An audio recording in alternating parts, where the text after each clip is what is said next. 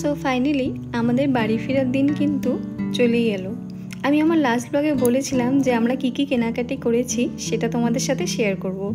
এই সেই জামা কাপড় যেগুলো আমরা কিনেছিলাম, তার সাথে এই মেঝেতে রাখা সমস্ত কিছুই কিন্তু আমরা নিয়েছিলাম, বা শুধু সেই মলই না, আরও অন্য অন্য মল থেকেও।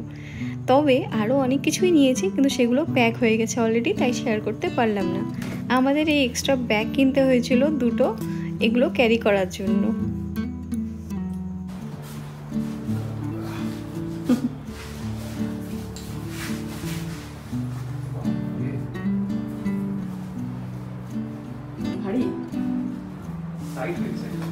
একটা জায়গায় অনেক দিন থাকলে কেমন যেন ওই জায়গাটার প্রতি একটা মায়া পড়ে যায়।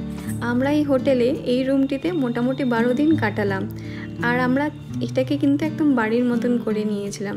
তাই যাওয়ার সময় একটু খারাপ লাগছিল, কারণ আমাদের দিনগুলো কিন্তু বেশ আনন্দের সাথেই কেটেছে। আমরা এখন চলে এলাম বহরমপুর বাস স্ট্যান্ডে। এখান থেকে আমরা বাস ধরবো নর্থ বেঙ্গল যাওয়ার, যেটা আমাদেরকে নিয়ে যাবে শিলিগুড়িতে। বাস মোটামুটি আমরা বাসে উঠেছিলাম 8:30 নাগাদ, আর এখান থেকে বাসটা ছেড়েছিল 9টা নাগাদ। আর এক্স্যাক্টলি আমরা শিলিগুড়ি জাংশনে না পৌঁছাই ভোরবেলা 5টা নাগাদ। এই বাসটা পুরোটাই এসি আর যথেষ্ট নিট অ্যান্ড ক্লিন। উপরে স্লিপার আছে দুপাশেই, আর একদিকে তোমার 2টো করে সিট বসার, আর একদিকে একটা করে।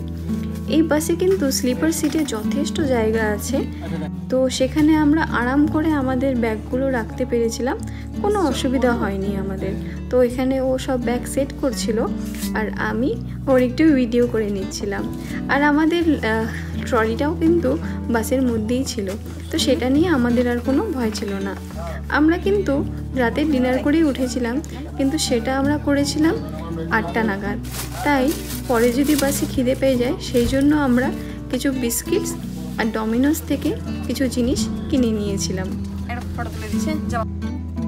চলো তোমাদের সাথে এই বাসের কিছু ছোট ছোট ফিচার শেয়ার করি। এটা হলো পর্দা, যেটা বন্ধ করা আছে, আর এটা খুলে দিলেই কিন্তু অপোজিট সাইডে যেমন দেখা যাচ্ছে তেমনটি দেখা যাবে। আর ওই পাশে আছে জানলা, সেটা কিন্তু লক জানলা। আর এটাই পর্দা খুলে দিলেও কিন্তু সেমভাবে এই জানলাটাও কভার হয়ে যায়। যেহেতু বাসটা নাইট বাস, রাতে চলে, সেই জন্য অপোজিট সাইডের গাড়ির আলোতে যাতে কারো অসুবিধে না হয়, সেই জন্যই এই ব্যবস্থা করা। যথেষ্ট স্পেশিয়াস, সেই জন্য আমাদের জিনিসগুলো ভালো মতন এঁটে গেছে। আর এখানে 2টো কম্বলও দেওয়া আছে, কারো যদি ঠান্ডা লাগে সেই জন্য।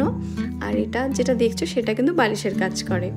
এখানে ফোন রাখার একটা জায়গা আছে, আর চার্জিং পয়েন্টও আছে। আর এটা যেটা দেখছো সেটা কিন্তু এসি কন্ট্রোলার। তোমরা চাইলে এসি কম বেশি করতে পারো, অথবা অফও করতে পারো। আর আমার হাইট অনুযায়ী কিন্তু আমার মাথা কিন্তু একদম বাসের আপার পোর্শনে দেওয়ালে লাগে না, বাট অবশ্যই আমার হাজব্যান্ডের লাগে। তো তুমি কমফর্টেবলি নর্মালি বসতে পারবে, খুব একটা অসুবিধা হবে না। আর কিছুক্ষণের মধ্যেই আমাদের বাসটা ছাড়বে। আর আমার এই বাসের না এই আলোর এই ব্যাপারটা কিন্তু বেশ ভালো লাগে। কিন্তু বাস ছাড়লেই তোমার ধরো ওরা আধা ঘন্টার মধ্যেই কিন্তু সব কিছু অফ করে দেয়। আর হ্যাঁ, একটা কথা বলতে ভুলে গেছিলাম, সেটা হলো এই বাসে কিন্তু জলও প্রোভাইড করা হয়। তো ডমিনোস থেকে ও কী এনেছিল সেটা চলো দেখিনি, আমি জানতাম না। এটা একটা নতুন ডিপার, তার সাথে আছে গার্লিক ব্রেড। হ্যাঁ, গার্লিক ব্রেডই ও এনেছে। আর এর সাথে আছে মুস কেক এনেছে। তো কারণ আমরা অলরেডি খেয়ে উঠেছিলাম, তাও বাই চান্সের জন্য আমরা এটা সাথে ক্যারি করছিলাম।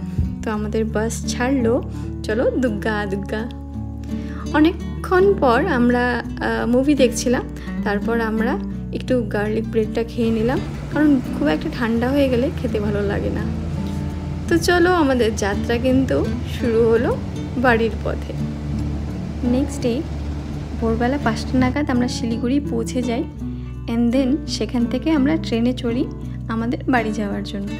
একটা কথা আছে যেটা আমি খুব বিশ্বাস করি, যে তুমি যত জায়গায় ঘুরো না কেন, যত জায়গায় যাও, যত সুন্দর জায়গা হোক না কেন, বরং পুরো পৃথিবীটাও ঘুরে নাও, নিজের জায়গার মতন সুন্দর আর শান্তির জায়গা কিন্তু কোথাও নেই।